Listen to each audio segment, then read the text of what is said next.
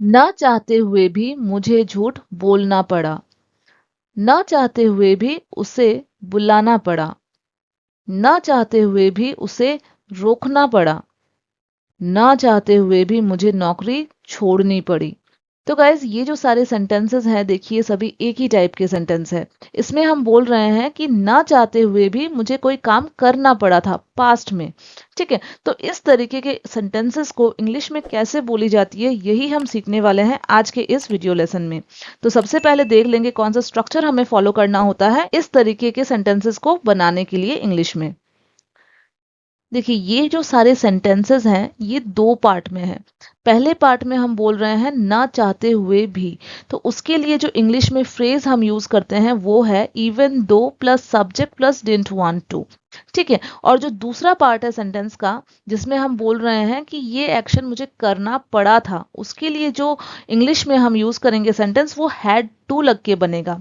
Had to का use हम तब करते हैं जब हमें बोलना होता है कि पास्ट में कोई एक्शन हमें मजबूरन करना पड़ा था ना चाहते हुए भी। ठीक है, तो जो सेकंड वाला पार्ट है उसका स्ट्रक्चर होगा subject plus had two plus verb का फर्स्ट फॉर्म, यानी कि जिस एक्शन को मुझे करना पड़ा था उस एक्शन का फर्स्ट फॉर्म यानी बेस फॉर्म हमें यूज करना है प्लस ऑब्जेक्ट। ठीक है, इस चीज को आपको ध्यान रखनी है। तो अब चलिए जल्दी से देख लेते हैं कि इन सारे सेंटेंसेस को इंग्लिश में इस सेंटेंस स्ट्रक्चर को फॉलो करके कैसे बनाएंगे। तो हमारा पहला सेंटेंस है ना चाहते हुए भी मुझे झूठ बोलना पड़ा। यहाँ मैं क्या बोल रही हूँ कि पास्ट में मैं चाहती नहीं थी झूठ बोलना लेकिन फिर भी मुझे बोलना पड़ा झूठ। ठीक है, तो यहाँ सब्जेक्ट हमारा आई होगा। ठीक है, तो इंग्लिश में हम बोलेंगे even though I didn't want to I had to lie. ठीक है, तो पास्ट की बात की जा रही है इसीलिए हमने डिडंट का यूज किया है, इसको आपको ध्यान में रखना है। ठीक है, और हैड टू जैसा कि मैंने पहले बताया पास्ट में अगर कोई एक्शन हमें मजबूरन करना होता है तो हम हैड टू लगा के सेंटेंस बनाते हैं। ठीक है, फिर देखिए झूठ बोलने का इंग्लिश लाई होता है इसलिए हमारा जो वर्ब है जो अपने बेस फॉर्म में हमें यूज करना है वो लाई होगा। ठीक है, ऑब्जेक्ट इस सेंटेंस में है नहीं तो इसलिए हमने यूज नहीं किया है। दूसरा एग्जाम्पल देखते हैं। ना चाहते हुए भी उसे बुलाना पड़ा। मतलब क्या यहाँ बोल रही हूँ कि मैं चाहती नहीं थी कि उसे बुलाऊं लेकिन फिर भी मुझे उसे बुलाना पड़ा। देखिए यहाँ पे हिंदी के सेंटेंस में मैंने मेंशन नहीं किया है कि मुझे उसे बुलाना पड़ा, लेकिन ये आपको समझना है कि वैसा ही इसमें बोला जा रहा है।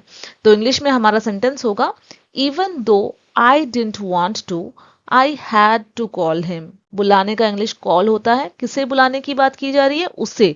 तो अगर लड़का है तो हिम यूज करना है और अगर लड़की है तो हर यूज करना है। ठीक है, नेक्स्ट एग्जांपल। न चाहते हुए भी उसे रोकना पड़ा। यहाँ पे भी मैं चाहती नहीं थी उसे रोकना लेकिन फिर भी मुझे उसे रोकना पड़ा।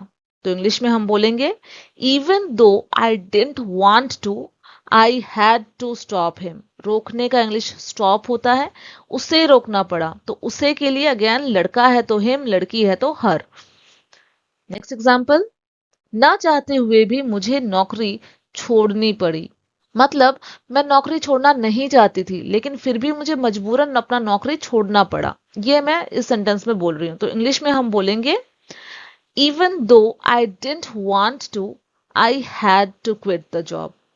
ठीक है, even though I didn't want to I had to quit the job. ठीक है, अब ये वाला जो सेंटेंस है गाइस ये आपके लिए है, इसे जल्दी से कमेंट बॉक्स में बनाइए। और आज का ये वीडियो अगर आपके लिए थोड़ी सी भी हेल्पफुल रही है तो लाइक करना बिल्कुल नहीं भूलिएगा। चैनल पर नए हैं तो सब्सक्राइब कर लीजिएगा। Thank you so much friends, bye.